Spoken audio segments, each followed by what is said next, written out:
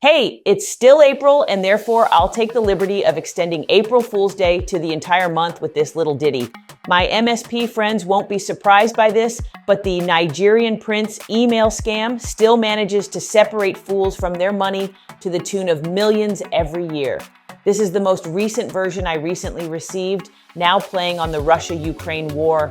Dear friend, I'm a Russian businessman. Everybody is aware of the war going on between Ukraine and Russia. Russia is under serious economic sanctions all over the world. I need an anonymous partner to entrust huge amounts of money amounting to millions of euros for secret investment, which is very lucrative. Please get back to me with your contact information for more details. Yours sincerely, Dmitry Gorodilov. Many of us would laugh at or simply ignore this obvious scam, knowing that the only reason it still exists is because Darwinism hasn't successfully eliminated all of the idiots among us. However, there are a lot of smart people who, through being pressured into tolerance for everything and everyone, a desire to fit in, to be one of the cool kids, or simply not wanting to rock the boat, allow themselves to be suckered into believing cons as bad or worse than the above, behaving in a very foolish way. A con too many business owners fall for, popularized by Pollyanna rhetoric on how to be a good leader, is that you should always be gentle, forgiving, understanding, and tolerant of all employees, elevating their needs above your own, allowing them as much freedom and flexibility as they need, and never, ever be demanding. Nuts. I'm not saying you should treat them poorly. You're an idiot if you do. But a common fear among many business owners is looking like a D***K because they need to hold their employees to certain performance standards and results. That fear causes them to tolerate poor performance and low productivity, which then hits them in their pocket with low to no profits while everyone else gets paid. If you tolerate mediocrity, it becomes your culture. And when it becomes your culture, it's very difficult to root out, often forcing you to fire nearly everyone and start over. Another con sold to us is the customer is always right. Former chairman and founder of Southwest Airlines, Herb Kelleher, famously said that the customer is not always right, and thinking they are is one of the biggest betrayals a boss can commit against their organization and employees. A much shared letter from Herb to a chronically complaining customer who hates pretty much everything about the airline summarizes his stance perfectly when, instead of attempting to calm her down and keep her as a client, or worse, change his strategy, he simply tells her, "You'll be missed," and continues doing business exactly as he has been. Today, bad-behaving customers don't just go away.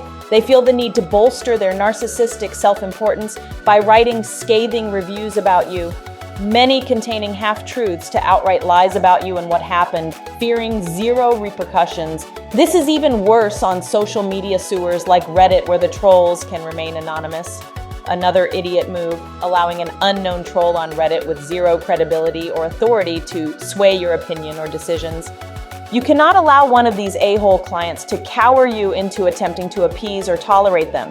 I foolishly made that mistake in the past, overlooking seriously bad behavior from members, hoping they would course correct, attempting to coddle them in a futile attempt to prevent them from bad-mouthing me online. Guess what? They never get better. Instead, they continue to do more damage until you're forced to fire them. And they proceed to attempt to ruin you anyway. Just like a puppy who starts to curl up to crap on your rug, you don't give them a treat and praise them. You yell, grab them, and quickly get them off the rug and out of the house. Anything less is foolish, unless you don't mind living with the smell and stains. Another foolish decision, letting the woke crowd and complainers intimidate you into changing your marketing and advertising products, services, and business strategy. Budweiser learned this the hard way. Weight Watchers seems to have not learned when they moved away from their successful weight loss approach to one of wellness, to appease the body-shaming crowd who think dieting is a bad word. Now they've gone completely off those rails by selling Ozempic and Wegovy drugs. I predict this is the final nail in the coffin. We'll see. Athleta, one of my favorite brands, is also struggling with sales trending down, blaming competition. I think it's because of an overcorrection in using a disproportionately high number of obese women in their ads. I say overcorrection because having plus-size models is absolutely appropriate, but they went too far. In some of the catalogs I've received in the past, nearly half of all the models weren't just overweight, but seriously obese. Many people, including myself, find these pictures jarring.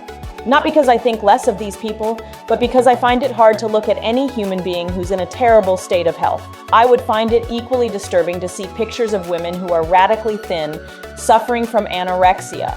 Further, this is a line of fitness clothing. Yes, athleisure, but athleticism is in the name after all. Do I think they should use those models? Of course, for their plus-size clothing, but not representing 50% of the images on their websites and catalogs. More recently, they have backed off this and are back to featuring more fit women. There may be hope. Years ago, when first starting my business, I was sternly told by some clients that I could not do a group mastermind. They said I must have small groups that meet, not one large one, as evidenced by how all the other peer groups were currently run. Everyone accepted this as the truth. Another well-known author and guru claimed it was impossible to have a group of more than 25 people. Those were the natural laws of how we organize. Some clients even threatened to leave if I went ahead with my plans. Well, guess what, folks? They were all wrong.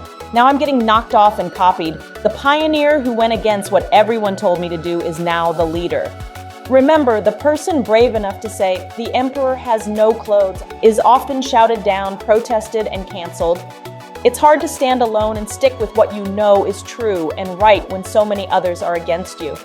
But like Mark Twain said, whenever you find yourself on the side of the majority, it's time to pause and reflect. Maybe you are the fool after all.